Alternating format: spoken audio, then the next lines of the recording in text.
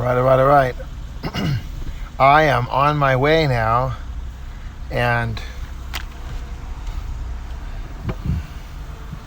moving forward. There's an odd stillness to my heart right now. I feel so alive, present, ready to go, sharp, and yet at the same time I'm on pins and needles. I'm highly aware of the fact that things there's always the possibility of something going wrong, something happening.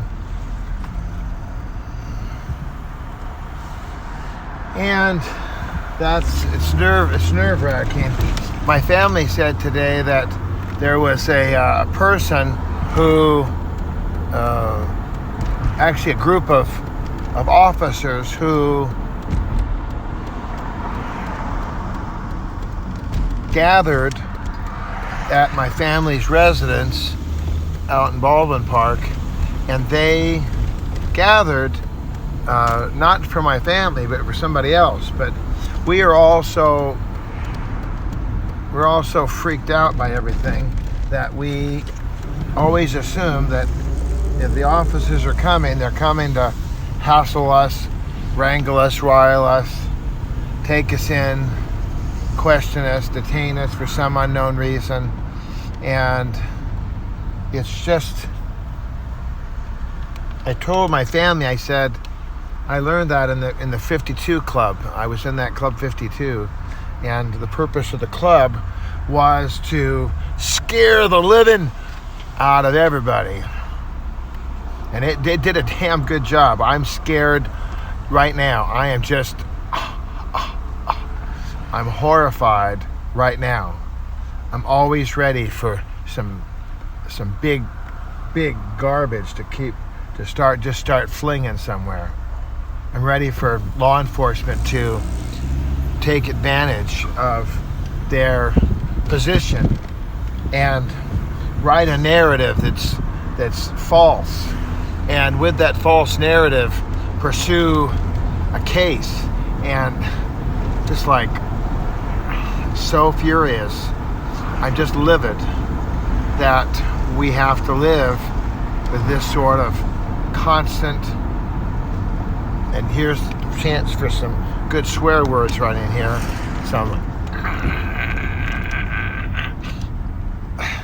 it's just not right. It's absolutely not right that we should live in a constant sense of terror. You know, law enforcement is one thing. Helping people to live in a just, fair, good society is one thing. But now, it's just all-out war. There was a 15-year-old boy, there's an illegal lawbreaker right there. She went straight ahead on the right-hand turn-only signal.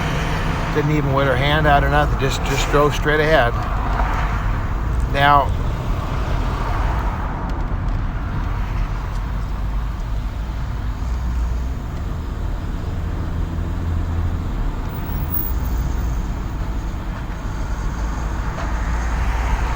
seems as though the idea of we're going to give you a warning, we're going to talk to you, we're going to kind of get the gist of things here. You know, if someone has a long rap sheet, as they like to call it, you have a long rap sheet. You've been convicted of more. You just aren't learning. You just don't want to learn. You don't want to be told. No one's going to tell you. Your homies are waiting for you at the big house. Well,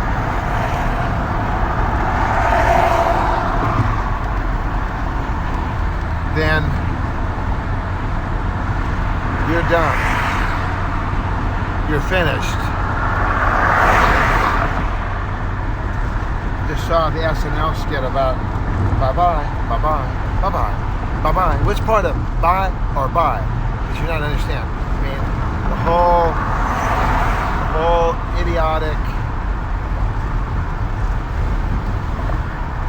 but it's true. If you refuse to grow, if you refuse to listen, if you refuse to understand, if you refuse to have a dialogue with someone, if all you want to do is what you want to do when you want to do it, how you want to do it, and be the consequences, well, then what you get going is what you're going to get. You're stirring up a whole lot of problems. You can't blame other people for that. I just saw a guy named Larry speaking, and he was talking about how African American people, black men, 80% of them 100 years ago or more stayed in the home. They married their wife, they fought like blazes to stay with their wife. They wouldn't think of leaving their wife and children. Family, it was family. Now it's totally flipped over. There's a very small percentage of black men who are staying with their families. Small percentage of white men, Asian men, all men. Men are just being taken out. It's insane. We were saying, talking about how, oh, you got to blame them because they were slaves. See, that be done the reason because they be slaves. And it's just, no. Being a slave, 160 years ago is not the reason. Being a slave is not the reason. That's not why you had trouble. Black men are not leading their families today because of the oppressive, male-dominated white patriarchy. That's not it. I've never owned a slave. I never authorized anybody to have a slave. I've never been mean to anybody that's black. Since I was a child, I grew up in a black community.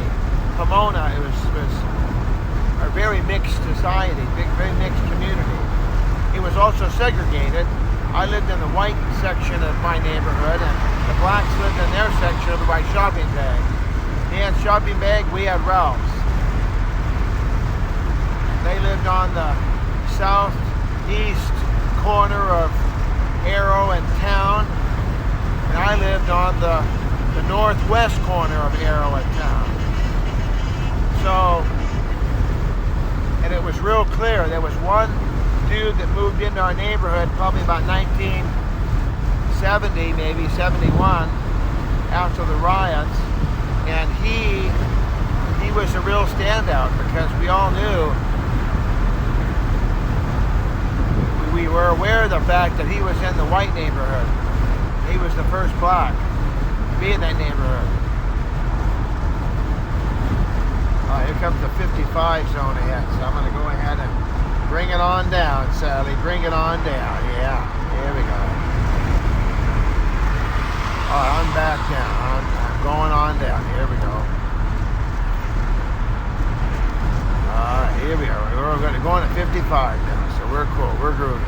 Everything's going to be groovy now. We're going 54. When I was in elementary school, my best buddy, he was 6'2" or 6 foot whatever.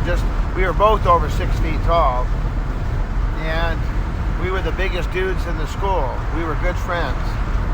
My little buddy that I shined shoes with outside the cleaners, good guy.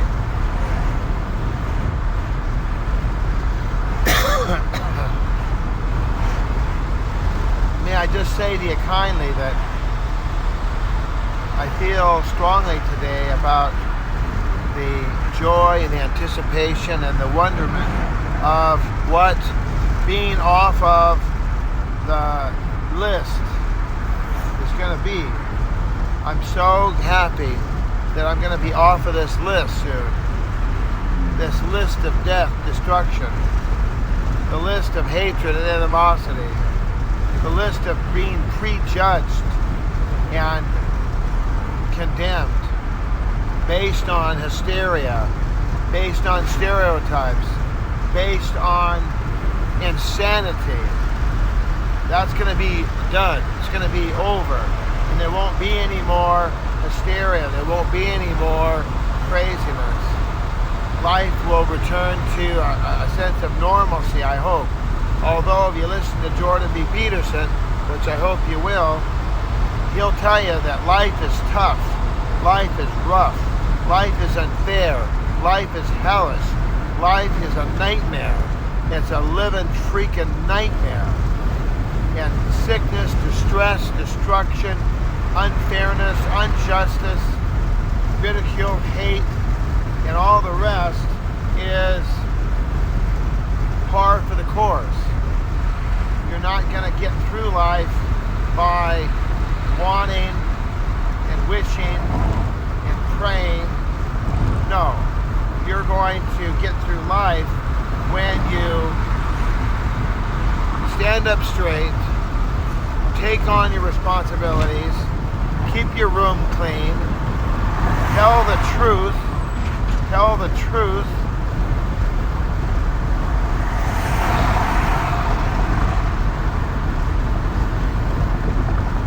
that's when you're going to start to see glory and honor to Jesus, glory and honor to Jesus, glory,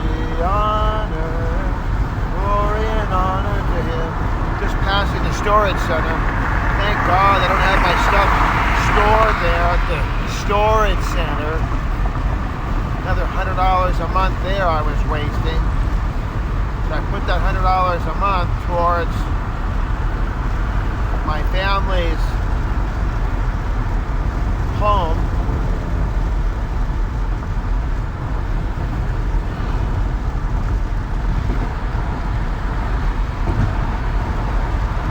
Alexandria Ocasio-Cortez, she is under 30 years of age. She has no experience in life really, other than her little waitressing, bartending gigs. She grew up in a very well-to-do part of town, although she wants to say she's Jenny from the block. She's actually Alex from the hood. You know, she's not. She's more like Alex from the nice neighborhood.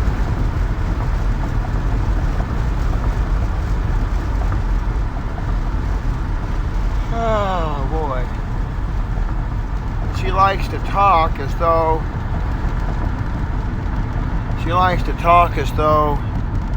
everything is racist. Everyone is racist. Racism is the big thing. Yeah, it's all about racism. Everybody's a racist. Everybody is judging a person on the basis of their skin color. Well, believe me, my family and I feel as though we're black. We're black.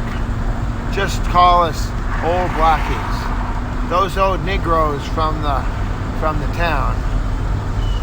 Because we're prejudged, pre-condemned, pre-convicted, pre-arrested. Saw a guy today on the YouTube, and this dude was just in his hotel room. He was just in his hotel room. He was just there, just trying to, he just wanted to be in his hotel room and just have a nice night. It turned out that somebody reported that they smelled marijuana in there, and that marijuana smell was the cause of the officer's interruption of his holiday. And so that interruption of the holiday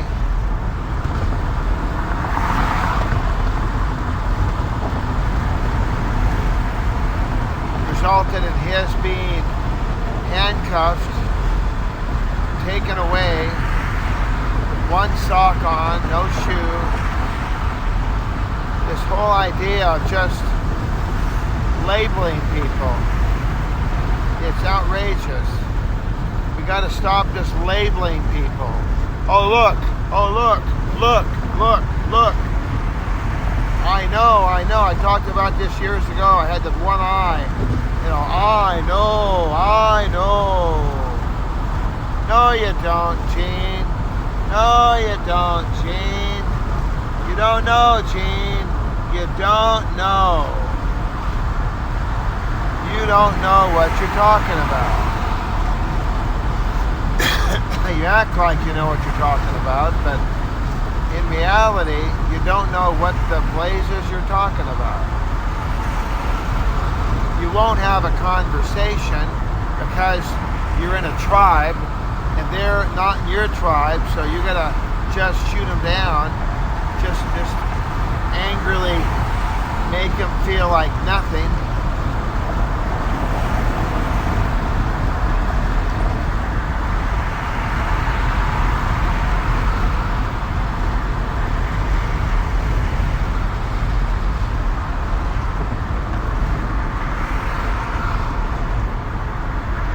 That's not the way to live, people. No, not the way to go. We as individual people, we need to talk to each other. Have a conversation. It's very difficult to have a conversation. You know what you need to have a conversation? You gotta have some big kahunas. You gotta have some muscles. You gotta be willing to be wrong. You have to be willing to be told that you're wrong. You're gonna have people that aren't gonna agree with you. You're not gonna sit there with the bobbleheads.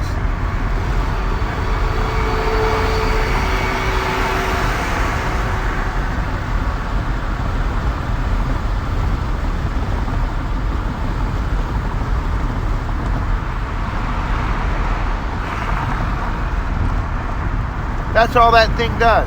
That little bobblehead, it sits in your back rear window and it just bobbles along. Everything is yes and amen. Everything is good. Si, senor. It's all good. The problem is that you can't just blindly have a Chihuahua toy as a friend. Our family has a little Chihuahua, a little Chi-Chi. Vote for Chi-Chi for president was the old saying back in 1516. But Chi-Chi didn't get to be president. But Chi-Chi's a great little character. I get to see Chi-Chi regularly and he's just as cute as can be always. Little puppy you ever saw in your life. An old dog, but he's just doing great. But you just don't want a happy-go-lucky Chi-Chi. You want to have a person in your life that is able to say no.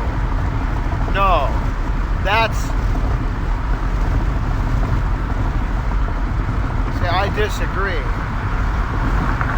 Then you as a person need to be able to say, I was wrong, I made a mistake, I never thought of it like that.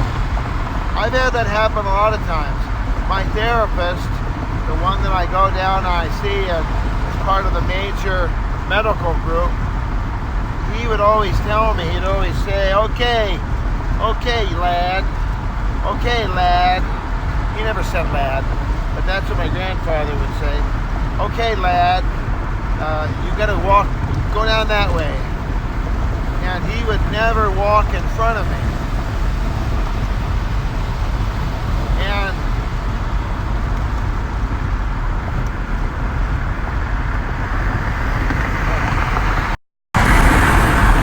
he would never walk in front of me.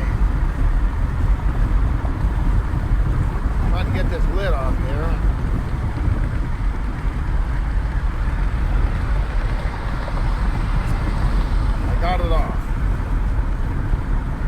reason why it turned out was that the corporate policy of this major organization was that you never let a patient walk behind you. They could attack you, they could jump you, they could strangle you, they could stick you with something. And you want to make sure that you are always in the driver's seat and they're ahead of you. I used to walk with my students that way. I used to teach school for many years, and a lot of teachers just walk out ahead, but I would have fixed points, just like they do in the jail. So you walk down that line to the end and stop. So you'd go and you'd stop. They knew what it was. There was a little T stop at the end, little line. Go down that red line, stop there. Well,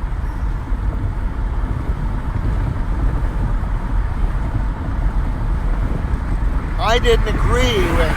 I said, that's crazy. What kind of stupid people are always yelling at law enforcement. Another one we like to have disagreements with.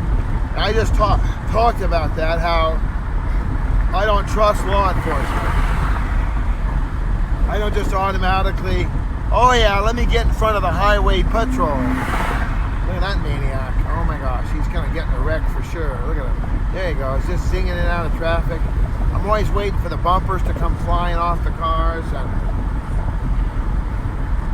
I don't really want them to be in a big wreck, but sometimes I think being in a big major wreck, destroying your car, flipping over several times, maybe that'll, remember the movie Kill Bill? And Bill's brother, he shot the heroiness, the lady, Bill's wife, you know. He shot her full of buckshot, which is basically salt, rock salt. And he said, that'll calm her down some. That'll calm her down some. And she was still, and he said, this is Tabasco sauce. I'm going to drop this in both your eyes and blind you, and you're going to die in pain and blind unless you calm yourself down. She's like, okay, I'll be calm.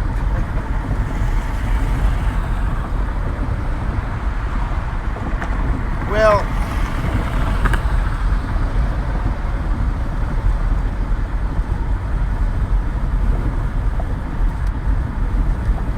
here we go. End of the parade. It's over now. This is it. We're done now. We're over. It's history. Bye, bye, bye. Yep. Everybody's breaking. We're at the intersection of 605 and the 10.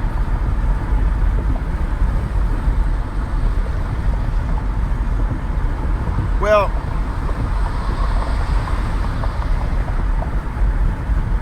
people always like to criticize the law enforcement agencies. Rah, rah, rah, rah, rah, rah, rah. If I'm at a parade, a picnic, a block party, if I can approach the officer on my own, and he's not really on duty, he's not driving around looking for some kind of, oh my God, looking for some kind of crap to go down, then guess what? I don't mind approaching him. I don't mind showing him respect and honor. The thing is that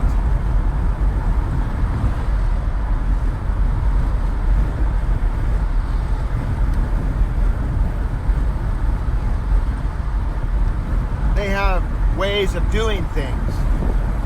And even with their safety, they approach the car from the passenger side. They got their hand on the gun. They're looking for your hands to be up on the dash. They've got their partner over there with his shotgun ready. Everybody is on pins and needles because they don't know what they're going to face. They don't know if you're going to swing around.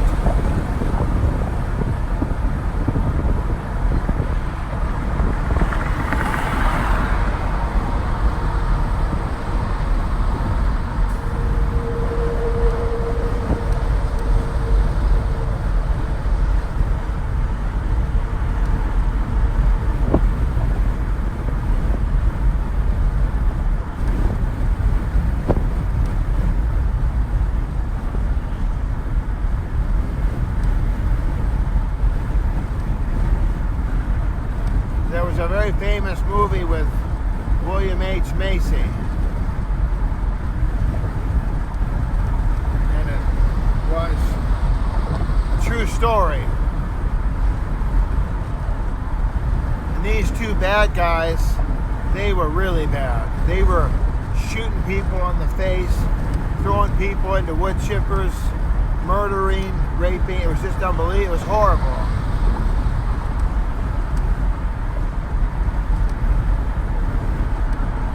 And you had to really have empathy for law enforcement,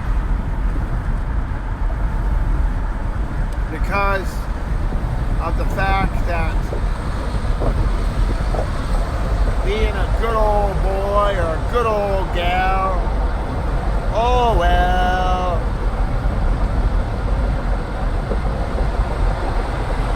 that doesn't always work out so good. There's been several officers shot in the last couple of weeks. One officer, a highway patrol officer, he was just doing a regular, everyday, run-of-the-mill traffic stop. And the guy brought a rifle out and shot him dead. Just so exasperating. Yesterday, at the sheriff's headquarters up north, a guy's taking pot shots at the officers again. So when an officer asks you to lie face down, empty your pockets, hands above your head, hands below your waist, crawl backwards, walk backwards, do this, do that, jump through a hoop, jump through 3 hoops, whatever it is that those fellas and gals want you to do, they have a reason. They've lost brothers and sisters. So we need to just comply. One time, it was on my birthday last year, I told you this story a dozen times, but I'll say it again. They started taking me away. And what's in your pocket? Got an ink sharp, blah, blah, blah. I'm like, what? Why are you detaining me? What is the reason? We need to get Officer so-and-so out here. And they're, we're wink, wink, nod, nod. We're getting you ready for him, yeah. And it turned out that, the fella said there's a bad hombre out in the lobby, go take him out. So, that's what they did. They went out to the lobby and they took out the first guy they saw, and that guy was me. But it turned out I wasn't the right guy. And once he saw my big bunch of keys, once he saw my notebook, he said, no. That's not the right guy, no.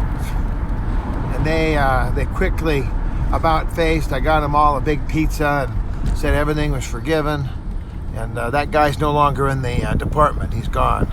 I think it might be because of that incident, perhaps. Maybe it got back to the superiors. I don't know. I hope not. I think that would be just dreadful that, that he was taken out, taken down, marked for destruction because of a mistake.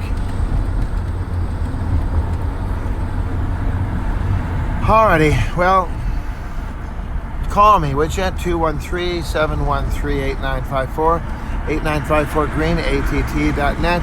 On the Twitter, Mr. Bob at BobBob8954. And of course, you're watching what's been known as Bob's Daily Devo, where I'm just trying to work out my life here. I started off all praise and glory and smiles, and now I am tears and heartache and frustration, just trying to make it, just trying to get a footstep ahead of the chaos.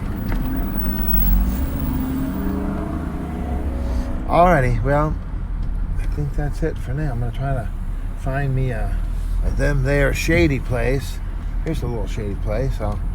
Just the deli box. I'm going to park right here at the deli box. Looks like they got dreadful root problems here. Alrighty. I will talk to you soon. Love ya. Bye-bye.